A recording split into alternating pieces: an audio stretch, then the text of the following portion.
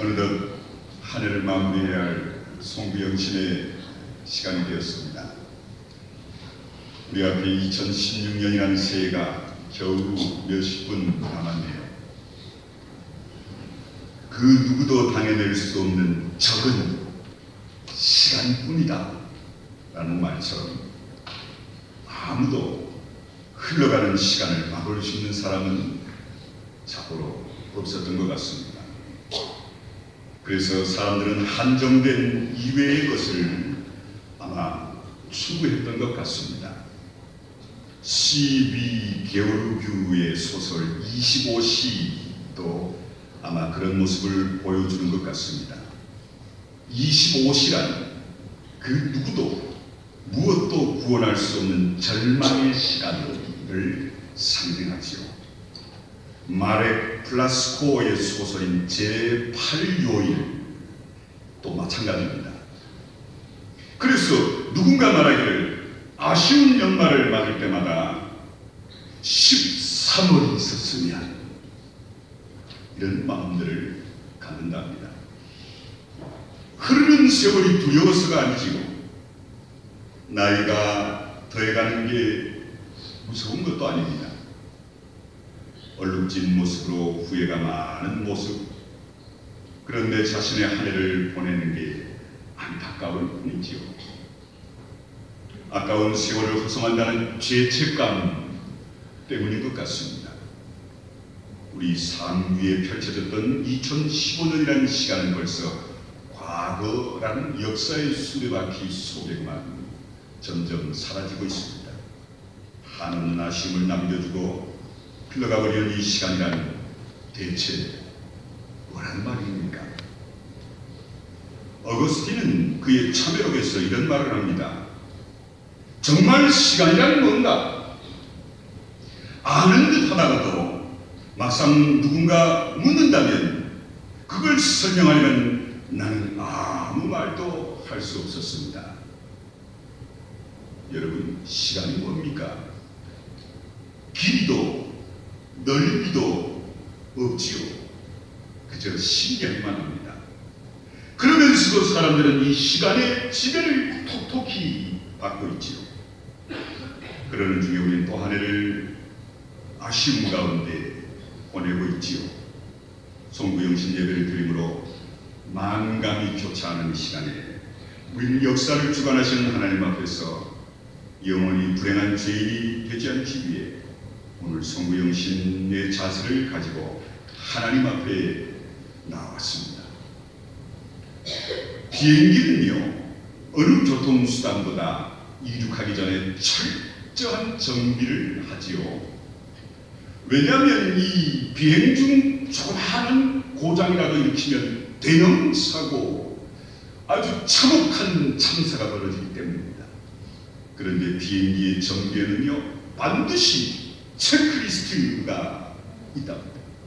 정비사들은 그 체크리스트의 점검 기준이나 표에다가 일일이 철저히 점검하고 또 정비한답니다.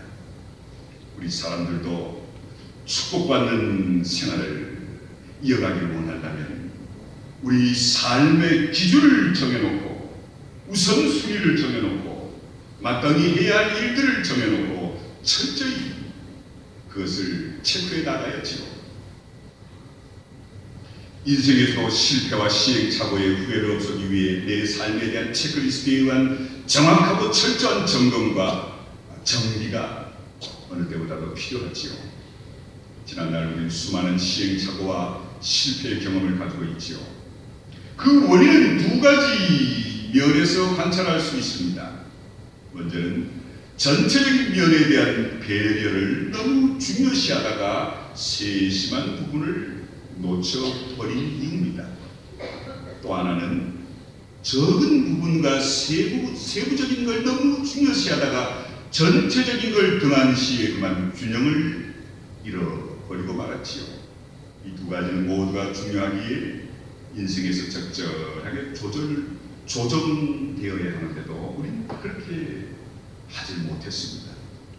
그래서 사람들은 자기 삶에서 세미한 부분도 철저히 볼 줄 알아야 하지만 높은 곳에서 넓은 시야를 가지고 전체를 살피고 볼 줄 아는 눈도 있어야죠.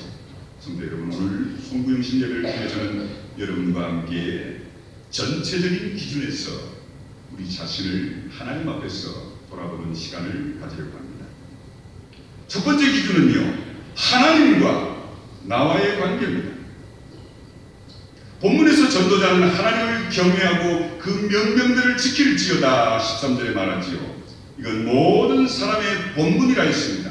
이 말씀의 뜻은 하나님과의 정상적 관계를 유지하는 것이 사람들의 본분이라는 말씀입니다. 전도자는 이 말씀을 하면서 일의 결국을 다 들었으니 라고 했습니다. 그것은 전도서의 모든 걸 말합니다. 전도서는요, 솔로몬이 나이 많이 먹은 후에 기록한 인생의 회고록입니다. 그의 부귀영화 파란만장한 생애도 하나님이 없을 때는 헛된 것뿐이었고 무익한 것뿐이었다라는 고백입니다. 다시 말하면 인생은 하나님을 경외하는 게 진정한 가치를 지니고 그런 모습이 인간의 본분임을 가르치는 것이요. 이유가 뭘까요? 인간은 하나님과의 바른 관계를 유지할 때만 바른 생활, 인간다운 모습으로 살 수 있기 때문입니다. 그래서 예수님께서는 너희는 먼저 그의 나라와 그의 의를 구하라 말씀하신 거죠. 성도 여러분, 하나님과 인간과의 관계도 정상적인 관계를 맺게 되면 모든 것이 만사 유익하고 형통하게 되는 거지요. 그런데 이런 정상적 관계를 파괴하는 게 뭔지 아세요? 죄입니다. 세상의 모든 불행과 비극도 죄에 있지요. 그러므로 하나님과 우리 인간과의 관계가 정상이 되려면 먼저 죄의 문제가 해결되어야 합니다. 욥기 22장 21절에 보면은 너는 하나님과 화목하고 평안하라 그리하면 복이 내게 임하리라 말씀하셨습니다. 인간은요, 자고로 크고 작은 일들을 모두 해결할 수 있는 능력을 지니고 있습니다. 아마 이대로 가면 아마 예수님이 다시 오시는 날이 좀 더 지연된다면 아마 획기적인 인류의 문명과 의학기술과 삶의 질이 탁월한 모습이 될 겁니다. 그런데요, 죄의 문제만 인간 스스로 해결이 불가능합니다. 아무리 작고 보잘것없는 죄라도 사람 그걸 없앨 수도 없습니다. 해결할 수도 없습니다. 오직 죄의 문제를 해결할 수 있는 한 가지 길은 하나님 앞에서 회개하고 통회 자복함으로 예수 이름으로 용서받는 방법밖에 없는 거죠. 예수님이 용서해 주시면 어떤 죄도 죄 사함 받지만 예수님이 용서하지 않으신다면 우리는 죄인일 수밖에 없는 모습입니다. 그러므로 죄인인 인간은요, 죄인의 구주이신 예수님을 믿고 의지할 수밖에 없습니다. 왜냐하면 예수님밖에는 사죄의 길이, 죄의 문제를 해결할 길이 없기 때문입니다. 그래서 이사야는 여호와께서 말씀하시되 오라 우리가 서로 변론하자. 너희 죄가 주홍 같을지라도 눈과 같이 이어질 것이요 진홍같이 붉을지라도 양털같이 희게 되리라 말씀했습니다. 또 요한일서 1장 9절에서는 만일 우리가 우리 죄를 자백하면 그는 미쁘시고 의로우사 우리 죄를 사하시며 우리를 모든 불의에서 깨끗하게 하실 것이요 했습니다. 이 죄 사함의 은혜를 믿고 의지하는 게 기독교의 신앙입니다. 그 죄 사함의 은혜를 감사 감격하는 게 성도의 삶이죠. 여러분에게 이런 감격이 있으시기를 간절히 축원합니다. 하나님과의 정상적인 관계야말로 우리 삶에서 가장 중요한 모습임을 다시 한번 깨달으십시오. 그렇다면 올 한 해 여러분 자기 자신을 돌아보시기 바랍니다. 하나님과 여러분 사이의 관계가 정상적입니까? 제대로 이루어졌나요? 영적 소통이 정상적입니까? 하나님의 뜻과 섭리를 첫 은혜를 받았던 그때 그 감격과 감동 변함없이 지금도 유지하고 있으세요. 두 번째는요, 인간과의 관계입니다. 예수 그리스도의 복음은 위로는 하나님과 옆으로는 이웃과의 관계가 잘 맺도록 요구하십니다. 교회 성도들의 삶은요, 하나님과 더불어 인간과도 아름다운 모습을 세워갈 때 하나님이 기뻐하시는 복된 인생의 모습임을 깨달으십시오.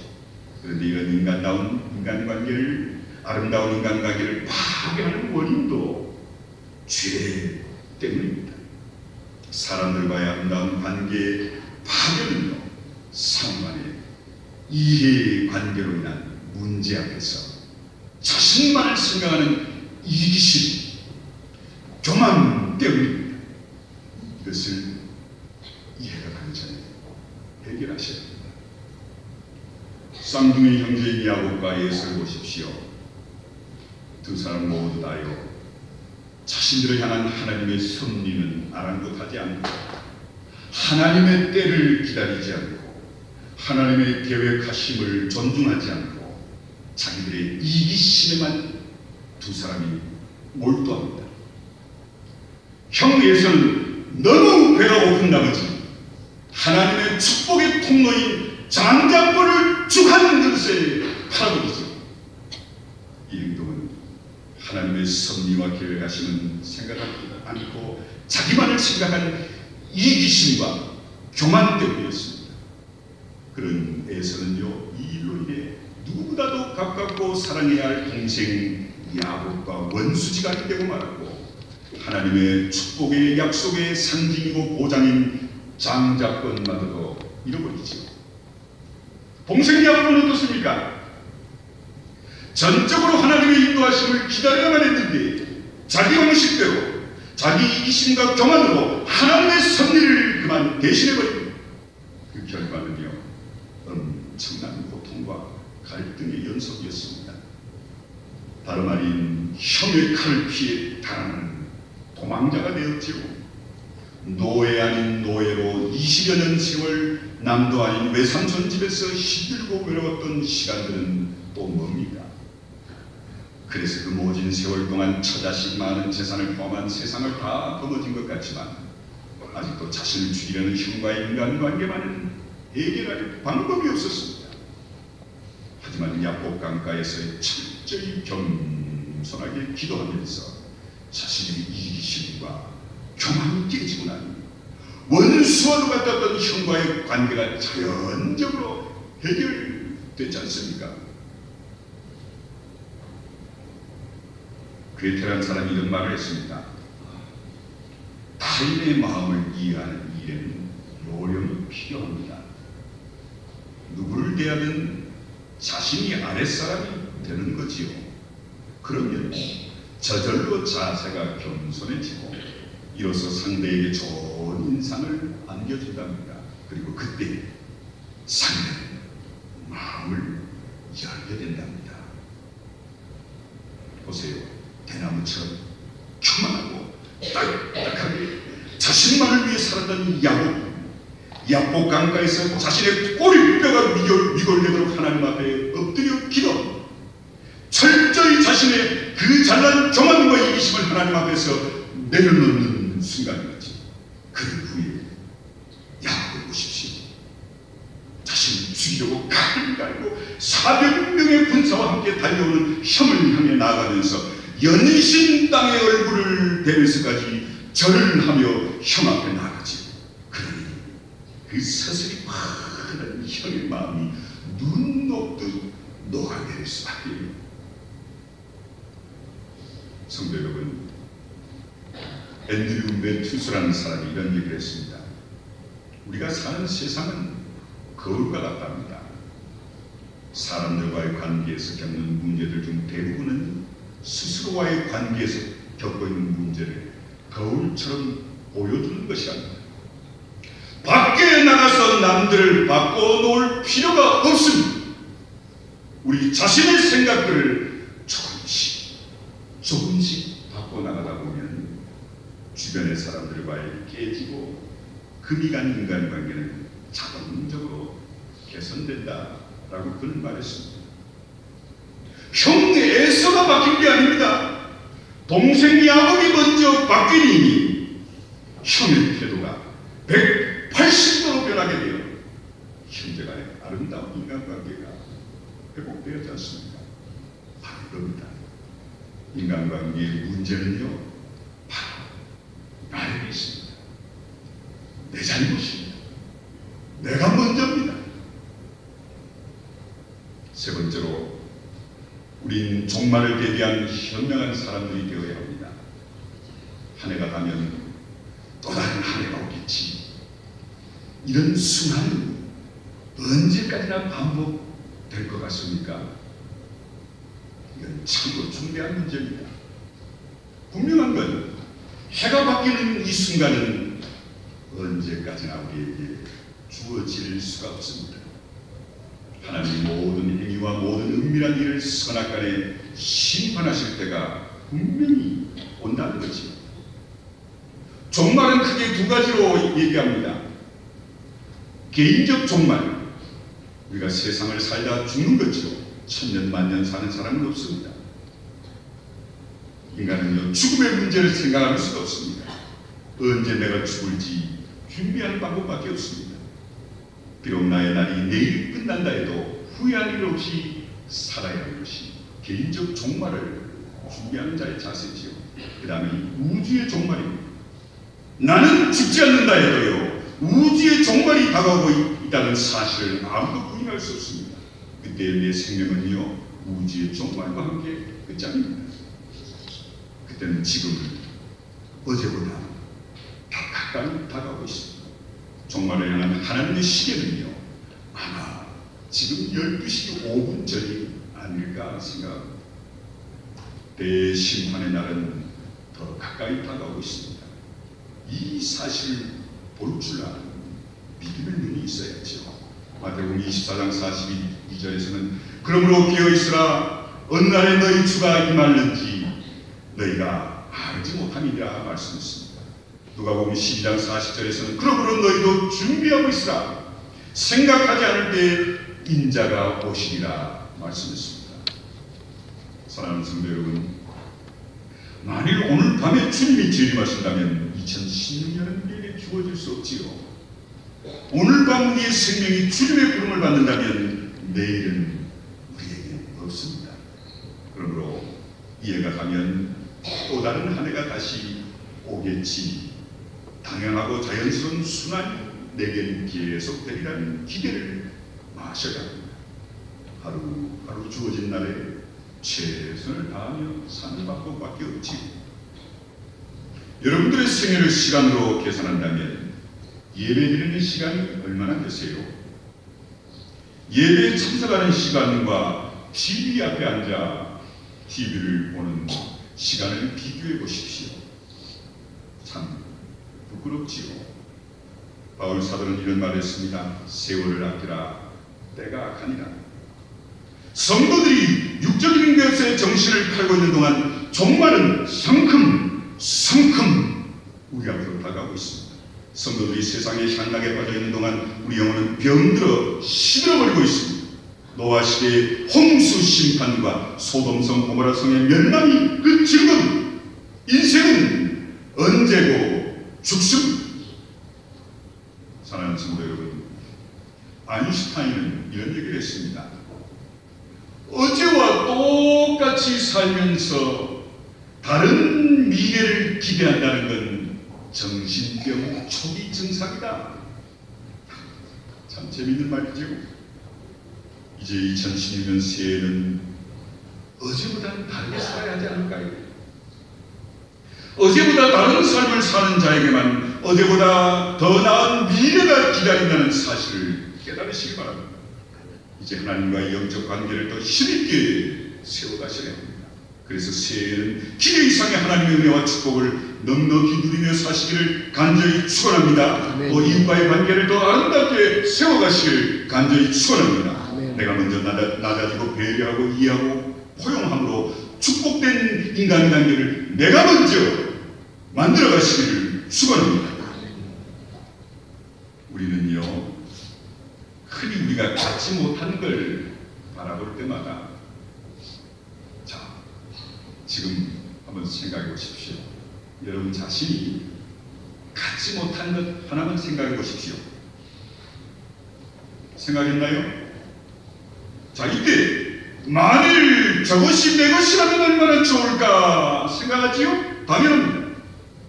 그런데요, 우리가 갖지 못한 걸 바라보면서 저게 내 것이라면 얼마나 좋을까 생각하게 되면 자신의 결핍을 인식하며 불행을 느끼게 된답니다.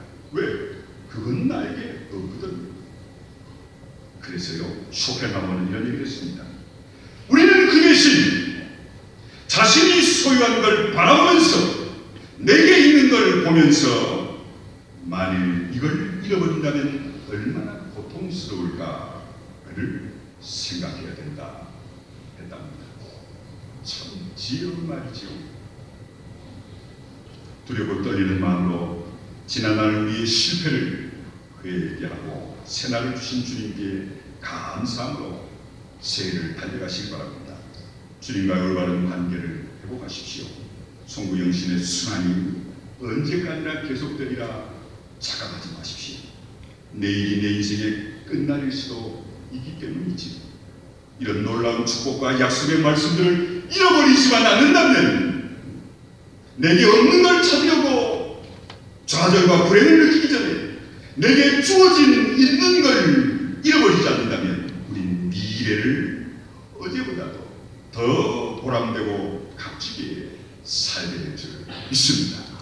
이런 놀라운 축복이 새해는 여러분의 축복이 되시기를 간절히 축원합니다. 기도하겠습니다. 고마우신 아버지 하나님, 이제 2015년을 뒤로하고 2016년을 몇 분 두고 있습니다. 주님 우리와 함께 하셔서 이 새해는 주님 우리에게 주신 것을 다시 발견해 잃어버리지 않고 그 속에 감추인 놀라운 복을 누리게 하옵소서. 예수님의 이름으로 기도합니다.